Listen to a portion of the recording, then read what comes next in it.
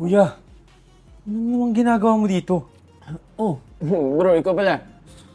Si Andrea nga pala. Si Mikey, kapatid ko. Mikey? Andrea. Pati ba naman dito sa pinagtatrabahuan ko? Kuya, halika na, umuwi na tayo. Ay. Paano? Text na lang ah. Bro, sige lang.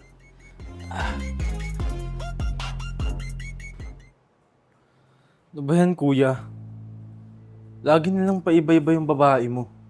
Kailan ka ba magbabago? Ang tanda-tanda mo na. Alam mo bro, walang tunay na pag-ibig sa mundo. Kahit nga ako binigay ko lahat. Sineryoso ko siya. Pakaloyal ako sa ex ko. Pero ang ginawa niya, ayun, iniwan niya ako. Kaya huwag mo masyadong seryosohin yung mga babae, lalong-lalo na yung girlfriend mo. Kuya, ba naman talaga si Ellie? Mahal ko talaga siya. Alam mo, madaming babae dyan. Tsaka pwede ka naman makipaglaro sa ibang babae. Hindi man malalaman ng girlfriend mo yun. Sa totoo lang, kuya, hindi na talaga kita maintindihan. Hindi ko maintindihan yung paniniwala mo. Basta ako, hindi mo ako mapipilit sa mga ganyan mo. Oh, sige. Oh, samahan mo na lang ako. Yan, pampatulog lang.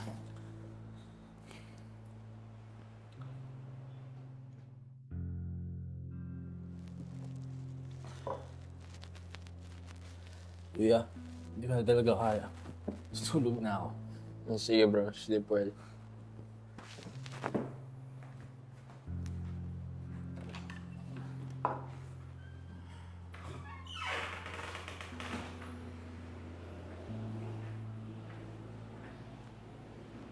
Hello.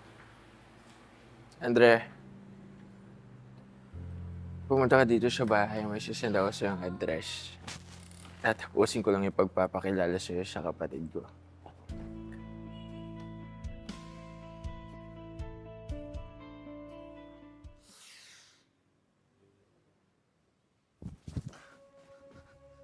Ano to? Sino ka? Ba't ka nandito sa kwarto ko? Hindi mo maalala?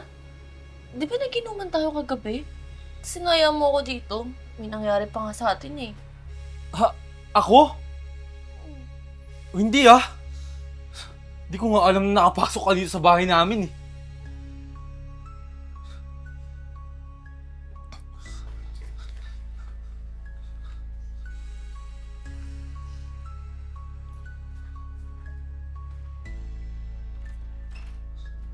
Kuya, anong ginawa mo? Bakit mo pinapasok yung babae kagabi? Relax lang bro. Ang ginawa ko lang naman, tinawagan ko lang naman siya. Sabi ko, mag-enjoy kayo. Anong masama dun? Kuya, may girlfriend ako. Hindi mo ba maintindihan? Ano bang akala mo sa akin tulad mo? Teka lang bro Kaya ko lang naman ginawa yun para mag-enjoy ka. Lalo na nasa tamang edad ka naman na yun lang naman yung ginawa ko para sa'yo din Hindi ko na maintindihan kung ano yung mga pinagkagagawa mo, kuya. Hindi naman lahat ng babae tulad ng girlfriend mo eh. Akala mo lang yun, natatakot ka lang magmahal. Yan lang naman gusto kong matutunan mo. Hindi na kita susundin, kuya. Si Ellie. Si Ellie, mahal ko siya. Alis na ako dito.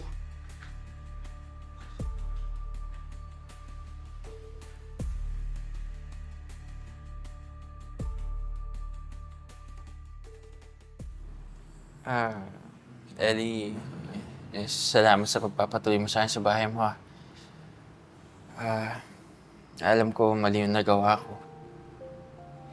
Kasi punong-puno ng takot at galit yung puso ko Hindi ko naman gusto na madamay kayong dalawa ng kapatid ko. Kaya, sana mapatawad mo ko. Salamat umawin ka po, Kuya. Alam ko po, minahal ka ni Mikey.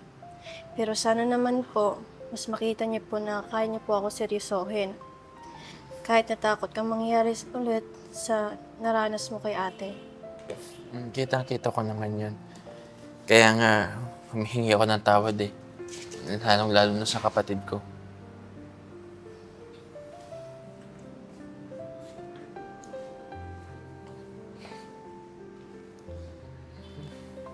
Pinapatawad na kita, kuya.